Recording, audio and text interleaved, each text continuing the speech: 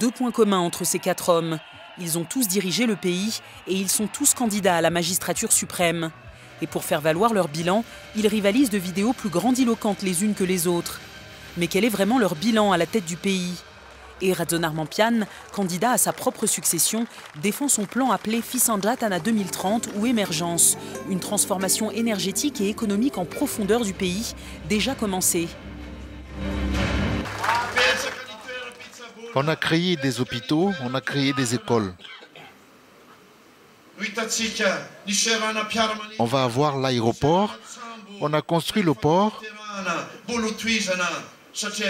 et on va continuer car ce sont les fondations que nous avons accomplies. Rajoelina, à la tête d'un régime de transition de 2009 à 2013, se glorifie des stades, des hôpitaux et des logements sociaux construits sous son règne. Plus que jamais, besoin d'un nouveau souffle. Je vais construire 100 voire 1000 logements sociaux de plus que nous avons fait durant la transition où nous n'avons pas eu d'aide venant de l'extérieur. Pourtant, nous avons quand même pu faire avancer le pays. De son côté, l'ancien président Marc Ravaloman promet de rétablir les services de base. Je veux ouvrir les centres de santé. Je vais rescolariser les enfants qui traînent dans la rue. Je vais rétablir le pouvoir d'achat de chaque foyer.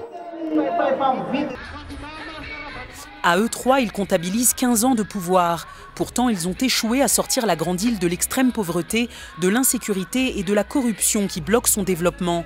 Malgré l'arsenal déployé pour convaincre, les avis des électeurs sont partagés. Si l'un d'entre eux est encore réélu, ils vont devoir rembourser l'argent qu'ils auront dépensé pendant la propagande.